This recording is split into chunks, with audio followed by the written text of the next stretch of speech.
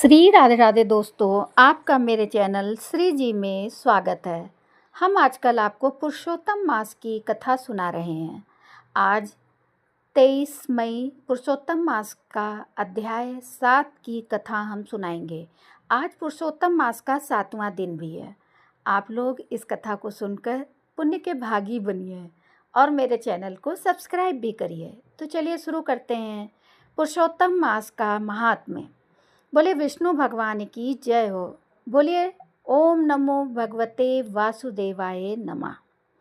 सूत जी बोले, हे तपोधन, आप लोगों ने जो प्रश्न किया है वही प्रश्न नारद ने नारायण से किया था। सो नारायण ने जो उत्तर दिया वही मैं आप लोगों से कहता हूँ। नारद जी बोले, विष्णु ने भगवान ने अधिक मास का अपार दुख निवेदन करके जब मौन धारण किया, तब हे बद्रीपते पुरुषोत्तम ने क्या किया, सो इस समय आप हमसे कहिए। श्री नारायण बोले, हे वत्स, गोलोकनाथ श्री कृष्ण ने विष्णु भगवान के प्रति जो कहा वो अत्यंत गुप्त है, परंतु भक्त, आस्तिक, सेवक, दंभ रहित अधिकारी पुरुष को कहना चाहिए। अतः मैं सब कहता हूँ, सुनो। ये आख्यान सत्कीर्ति, पुण्य, यश, सुपुत्र का दाता, राजा को वश में करने वाला है और दरिद्रता का नाश करने वाला एवं बड़े पुण्यों से सुनने को मिलता है। जिस प्रकार इसको सुने उसी प्रकार अनन्य भक्ति से सुने हुए कर्मों को भी करना चाहिए। श्री पुरुषोत्तम बोले, हे विष्णु, आपने बड़ा अच्छा किया जो मलमास को लेकर यहाँ आए। इससे आप लोक में कीर्ति पावेंगे। आपने जिसका उद्धार स्वीकार किया उसको हमने ही स्वीकार किया, ऐसा समझे। अतः इसको हम अपने सम्मान सर्वोपरि करेंगे। गुणों से, कीर्ति के अनुभव से, षडैश्वर्य से, पराक्रम से, भक्तों को वर देने से और जो भी मेरे गुण हैं उनसे मैं पुरुषोत्तम जैसे लोक में प्रसिद्ध हूँ, वैसे ही ये मलमास भी लोकों में पुरुषोत्तम करके प्रसिद्ध होगा। मेरे में जितने गुण हैं वे सब आज से मैंने इसे दे दिए। पुरुषोत्तम, जो मेरा नाम लोक तथा वेद में प्रसिद्ध है, वह भी आपकी प्रसन्नता का अर्थ आज मैंने इसे दे दिया है। हे मधुसूदन, आज से मैं इस अधिक मास का स्वामी भी हुआ। इसके पुरुषोत्तम इस नाम से सब जगत पवित्र होगा। मेरी समानता पाकर यह अधिक मास सब मासों का राजा होगा। यह अधिक मास जगत पूज्य एवं जगत से वंदना करवाने के योग्य होगा। इसकी पूजा और व्रत जो करेंगे उनके दुख और दारिद्र्य का नाश होगा। चैत्र आदि सब मास साकाम हैं, इसको हमने निष्काम किया है। इसको हमने अपने सम्मान समस्त प्राणियों को मोक्ष देने वाला बनाया है। जो प्राणी सकाम अथवा निष्काम होकर अधिक मास का पूजन करेगा वो अपने सब कर्मों को भस्म कर निश्चय उसको प्राप्त होगा। जिस परम पद प्राप्ति के लिए बड़े भाग्य वाले यति, ब्रह्मचारी लोग तप करते हैं और महात्मा लोग निराहार व्रत करते हैं एवं दृढ़ व्रत लोग फल, पत्ता, वायु भक्षण कर रहते हैं और काम क्रोध रहित जितेंद्रिय रहते हैं, वे और वर्षा काल में मैदान में रहने वाले, जाड़े में शीत, गर्मी में धूप सहन करने वाले मेरे पद के लिए यत्न करते रहते हैं। हे गरुड़ध्वज, तब भी वे मेरे अव्यय परम पद को नहीं प्राप्त होते हैं। परंतु पुरुषोत्तम के भक्त एक मास के ही व्रत से बिना परिश्रम जरा मृत्यु रहित उस परम पद को पालेंगे। यह अधिमास व्रत संपूर्ण साधनों में श्रेष्ठ साधन है और समस्त कामनाओं के फल की सिद्धि को देने वाला है। अतः इस पुरुषोत्तम मास का व्रत सबको करना चाहिए।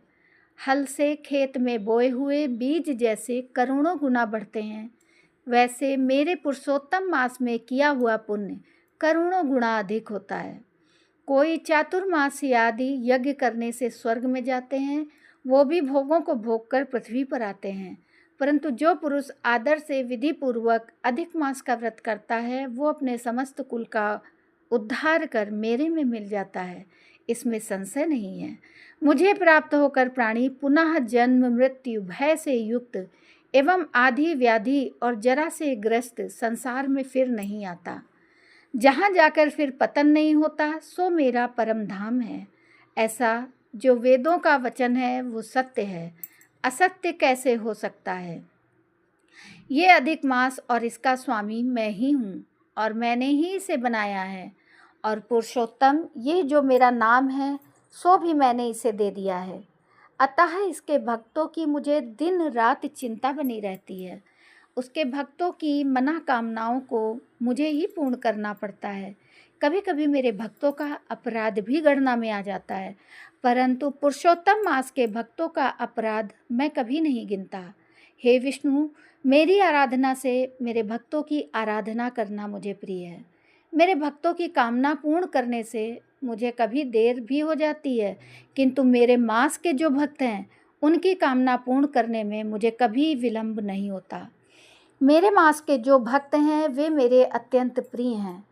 जो मनुष्य इस अधिक मास में जप दान नहीं करते वे महामूर्ख हैं, और जो पुण्य कर्म रहित प्राणी स्नान भी नहीं करते एवं देवता तीर्थ द्विजों से द्वेष करते हैं वे दुष्ट अभागी और दूसरे के भाग्य से जीवन चलाने वाले होते हैं। जिस प्रकार खरगोश के सींग कदापि नहीं होती, वैसे ही अधिक मास में स्नान आदि न करने वालों को स्वप्न में भी सुख प्राप्त नहीं होता। जो मूर्ख मेरे प्रिय मलमास का निरादर करते हैं और मलमास में धर्माचरण नहीं करते वे सर्वदा नरकगामी होते हैं। प्रति तीसरे वर्ष पुरुषोत्तम मास प्राप्त होने पर जो प्राणी धर्म नहीं करते वे कुंभीपाक नरक में गिरते हैं और इस लोक में दुख रूप अग्नि में बैठे स्त्री पुत्र पौत्र आदि से उत्पन्न बड़े भारी दुखों को भोगते हैं। जिन प्राणियों को ये मेरा पुण्यतम पुरुषोत्तम मास अज्ञान से व्यतीत हो जाए वे प्राणी कैसे सुखों को भोग सकते हैं। जो भाग्यशालिनी स्त्रियां सौभाग्य और पुत्र सुख चाहने की इच्छा से अधिक मास में स्नान दान पूजन आदि करती हैं उन्हें सौभाग्य संपूर्ण संपत्ति और पुत्र आदि ये अधिक मास देता है।